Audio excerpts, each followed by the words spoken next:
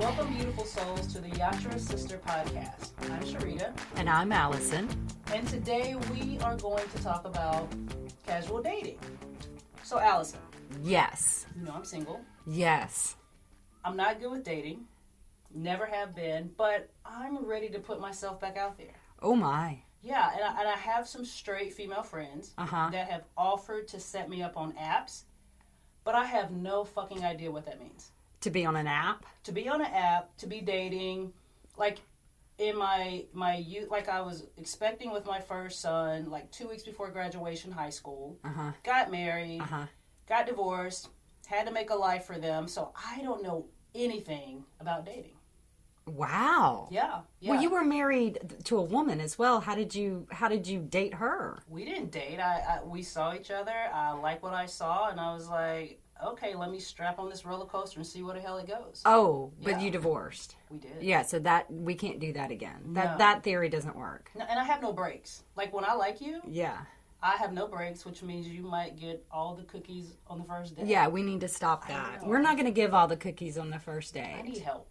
Yeah. Okay, I haven't dated in a long time because I am married, right? Mm-hmm. And that would be weird if I said that I was still dating. It would be very weird. Yeah. So I haven't dated in a while. But when I did date, I was really good at it. Ooh. Yeah, I've always been good at dating. Yeah. That's what I need. I need advice from people who are good at dating. Yeah. Because I suck at dating. Yeah, so but here's the thing. Okay. I only know how to date in like the 1980s style. Okay? Dating's changed a lot. Now it's like a new thing. It's like in the millennium. So today we have a guest, and the guest who's here to help Sharita in this new venture of dating 2022. Yes. The guest here is my daughter, Carolina. Woo! Say hi, Carolina. Hello. Yes. Okay. Carolina is 19, and she dates in the 2022. Correct, Carolina? Yes, kind of. So should I be dating in like the 2022?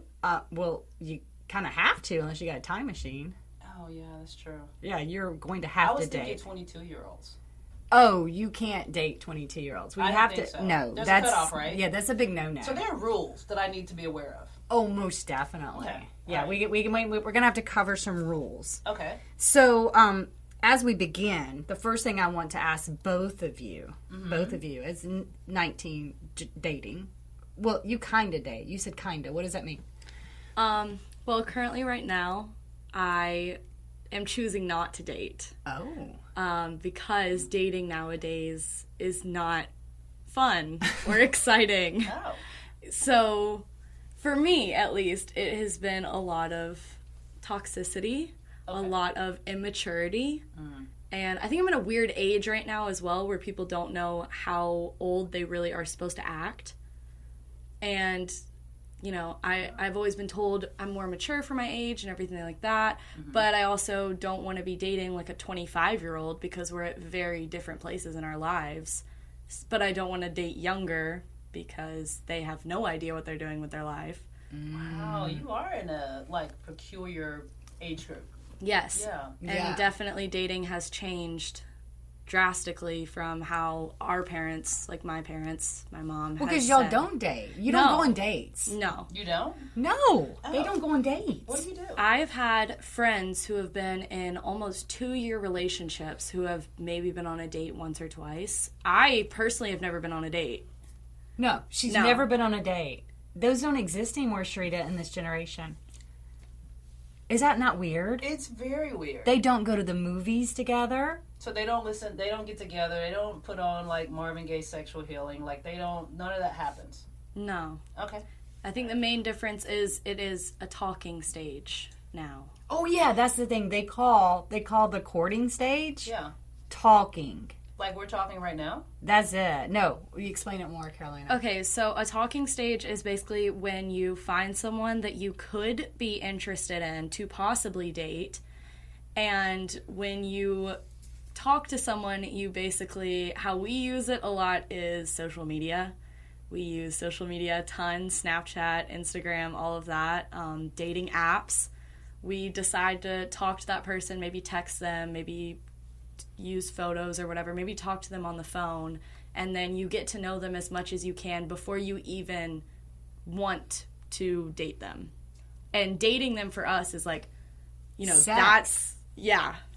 Sex. It goes from social media interacting to sex.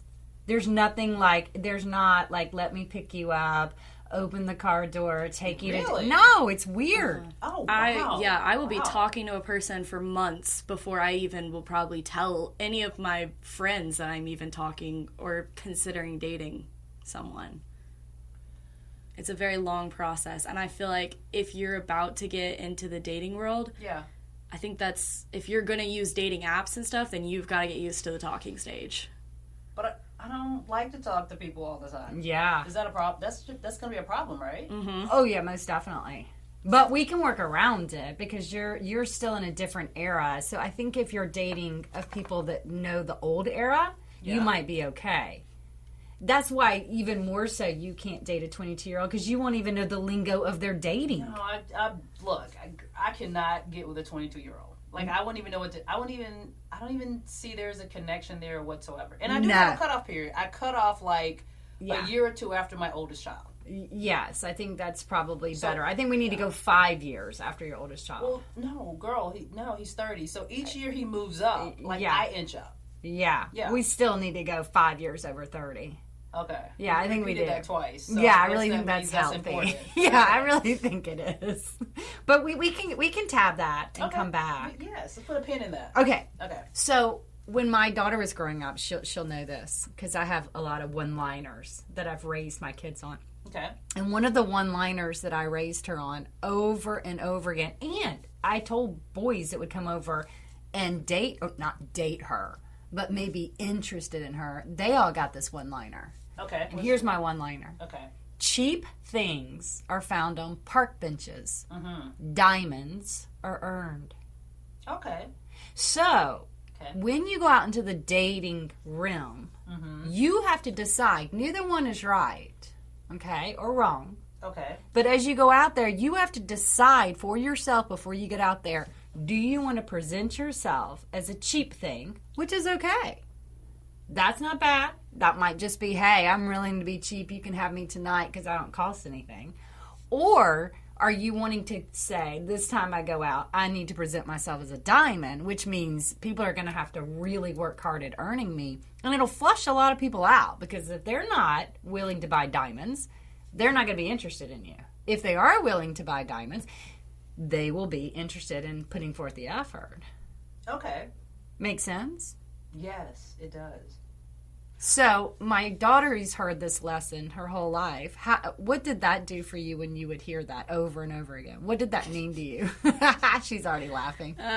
Honestly, when you told me that when I was little, of course, everything was still rainbow and unicorns and all good stuff. I, of course, thought, well, I'm a diamond. You know, nobody's going to just get me no matter what. You are a diamond. Absolutely. And, you know, honestly, I don't think that worked out very well. I think I settled for some low people. Mm-hmm.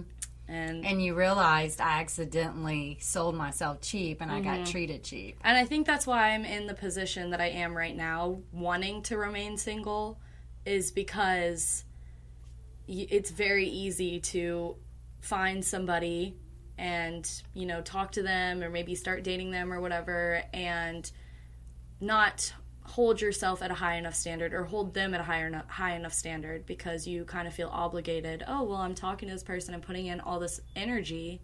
I should give them a chance. But maybe they're not a person that deserves a chance. Okay. Oh, that's going to be the flags, which is our next. I'm going to talk about that next. Okay. But I'm going to go back to this diamond cheap thing, Sharita. Yes. To help you out. Thank you. Casually dating, I've done both. Okay. I've done both. Okay. But when I think even my first marriage, I think I presented myself as cheap in my first marriage. No wonder that didn't last. I don't think I ever presented myself as a diamond, so I never got treated like a diamond in that first one. Okay. Then after that marriage ending, I consciously chose to be cheap for a little while. Got you. I didn't want a diamond. Okay. I didn't want anybody to treat me like a diamond. I wanted to go out and have fun. So I let myself be cheap and have fun. So you wanted to be cubic zirconia? Is that how you pronounce it? Oh, I don't even think I took myself to that level. I was the 25-cent thing you put the quarter in. Oh, in the you have a quarter? Yeah, I'm going home, okay? But that was okay. That's where I was. Well, you need to go through that. Then when I was done and I decided that I was ready to, like, move to the next who I was and the husband I have today, oh, boy, I made him work. But not only did I make him work, I chose mentally in my head that I was not that woman in those other relationships. Okay, so you worked on yourself, too. Yes, I decided I am of worth. I am a diamond. I have great things to offer. I'm smart.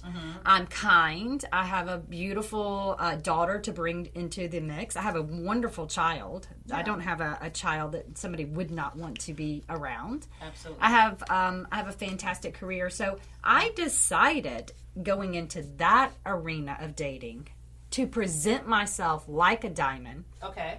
And through that process, I'm still treated like a diamond. Oh, that's beautiful. But I don't want to sell you. So for you, you may do a little bit of fun and be the Cracker Jack ring for a little while. You know, I'm sitting here as you're talking, you and Caroline are talking, I'm doing a lot of smiling and kind of laughing. Yeah.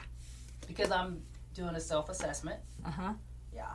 And, I think I do want to be the ring in the Cracker Jack box right now. Yeah, that's fine. Yeah, and the reason why, because I presented my true self and who I am to the two people I was married to and a couple of relationships in between.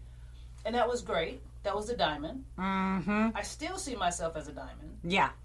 But I also want to play in the Cracker Jack box. Hell yeah. Yeah. I mean, just a little while. Like, I'm not looking for marriage. I'm not looking for a serious relationship, but I want to meet new people. I want companionship. I want people to do fun stuff with. So, and if that takes a different direction after I meet somebody, I'm good going back to the diamond phase. But I'm like, I just want to be dirty. I just want to be sticky, be salty. Just want to be all of those things, right? Is that bad? You want to be the whole Cracker Jack box. Yeah, is that You want to be everything in there, including the ring. I want to be the snack. I don't want to be a meal. I just want to be a snack. Is that bad? No. Okay. I think nothing is bad when you go in it knowing how you're going into it. Yeah. You can't go in as the snack, and that's a cheap snack, by the way, Cracker Jack is. It is. You can't go in as a cheap snack and then midway try to change your mind. Ooh, I like that. That's You can't then all of a sudden go, I'm not really a cheap snack. I know I've been acting like one for 3 weeks, but actually I'm a guava drink that comes from, the juice bar, and I'm $7.99. They've already bought your ass for 10 cents.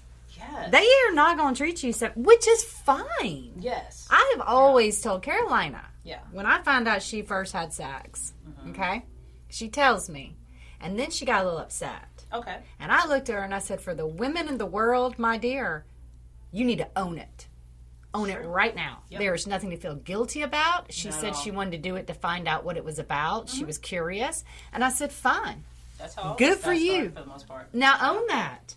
Own that, and don't you dare wear that any differently. No. That is fine. You wanted to go out and you were like, I'm a Cracker Jack box. I want to try that on for a little while. Yeah. Who cares? Yeah. Just own that and move on. When you decide you want to be a diamond and present yourself as a diamond, you will know when you're ready to do that. I believe so. I definitely believe so. Right? Yeah.